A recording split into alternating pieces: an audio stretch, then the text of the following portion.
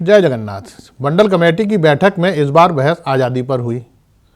मंडल अध्यक्ष सरदार जंडैल सिंह का कहना था कि आज़ादी के बाद से इस देश के वामपंथी कहा करते थे यह आज़ादी अधूरी है। असली आज़ादी तब आएगी जब इस देश के मजदूर और किसानों को शोषण से, महिलाओं को पुरुषवाद से और दलितों को छुआछूत से मुक्ति मिलेगी। जब हर बच्चा स्कूल जाएगा, हर सर पर छत होगी, जब देश में कोई भूखा नहीं सोएगा, तब आज़ादी आएगी। उनकी आज़ादी तो आई नहीं, इस पर किसी ने विवाद भी नहीं किया। पर भागवत जी ने जैसे ही राम मंदिर निर्माण को असली आज़ादी बताया, लोग छाती पीटने लगे। पार्टी के दिलजले कार्यकर्ता राधेलाल पंडित जी का अलग ही तर्क था। कहने लगे, हमें तो लगता था कि राम पहले आज़ाद थे, तब वे कण कण में थे, अब तो मंदिर में कैद हो गए। सरदार जी ने कहा, यहाँ राम नहीं, सनातनियों की आज़ादी की बात हो रही है। पार्टी के कंगना रनौत बन चुके कार्यकर्ता भीमा कश्यप का कहना था, सारा विवाद मोहन भागवत ने इसलिए खड़ा किया क्योंकि वे मोदी जी से जलते हैं। वे चाहते हैं 700 साल बाद 2014 में सनातनियों को मिली आज़ादी का महत्व कम हो जाए। ठाकुर अजगर सिंह का कहना था कि हमें लगा जब माफ़ीनामा लिखने के बाद वीर सावरकर जेल से छूटे थे तभी आज़ादी मिल गई थी। इसके बाद अपने वाला कोई जेल गया ही नहीं। रमले प्रजापति ने उनकी बात पर आपत्ति जताते हुए कहा कि आपकी बात माने तो हम तो हमेशा आज़ाद ही रहे, क्योंकि ब्रिटानिया काल हो या आपातकाल, माफ़ीनामे तो हमने दोनों समय लिखे। रमले का तर्क था कि गुलामी मानसिक दिवालियापन है। लड़ाकों का क्या है, वे तो लड़ते ही रहते हैं, चाहे ब्रिटिश काल हो, आपातकाल या वर्तमान मोदी शाह काल, वरना सत्ता का साथ दो और आज़ादी भोगो। पूरी बहस में प्रधान नत्था सिंह और कल्लू कसाई खामोश बैठे थे। दोनों मंडल अध्यक्ष बनने की जुगत में थे, एक दूसरे को कनखियों से देखते हुए फुसफुसा रहे थे, इस गुलामी का क्या करें, मंडल अध्यक्ष बन जाते तो हम भी आज़ाद हो जाते।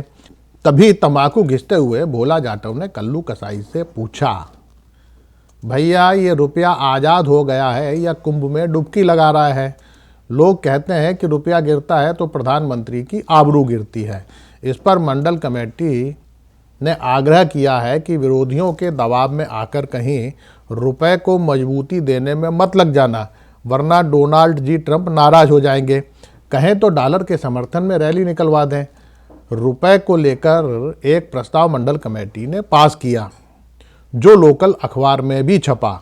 अब जबकि हम विश्व गुरु बन गए हैं तो रुपए से लेकर डॉलर तक को समभाव से देखते हैं। जो लोग यह भ्रम फैला रहे हैं कि डॉलर मजबूत होने से हमारे यहाँ महंगाई बढ़ जाएगी, इस कारण पहले से महंगाई झेल रहे लोग और परेशान होंगे, दरअसल वे देशद्रोही हैं।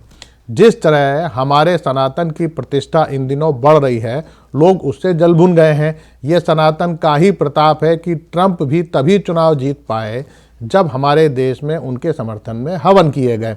हम प्रतिज्ञा लेते हैं कि महंगाई की मार कितनी ही पड़े, हम बर्दाश्त करेंगे, घर की ज़रूरतों में कटौती करेंगे, ज़रूरत पड़ी तो दिगंबर हो जाएंगे, पर सनातन और अपने परिधान मंत्री की आबरू पर आँच नहीं आने देंगे। अखबार में यह प्रस्ताव छपते ही लोग मजाक उड़ाने लगे। घसीटा मल की चाय की दुकान पर जेएनयू वाला सिया यादव कह रहा था कि दिगंबर तो पहले ही हो गए हो, न मानो तो इलाहाबाद जाकर कुंभ में देख लो, सब तरफ दिगंबर ही हैं, कुछ धर्म के मारे, कुछ कर्ज के मारे, कुछ नशे के मारे। जो बच गए हैं उनके कपड़े निम्मोताई के टैक्स ने उतरवा दिए हैं। इस देश में एक ही आदमी इज्जतदार बचा है जो दिन में 3 जोड़ी कपड़े बदलता है।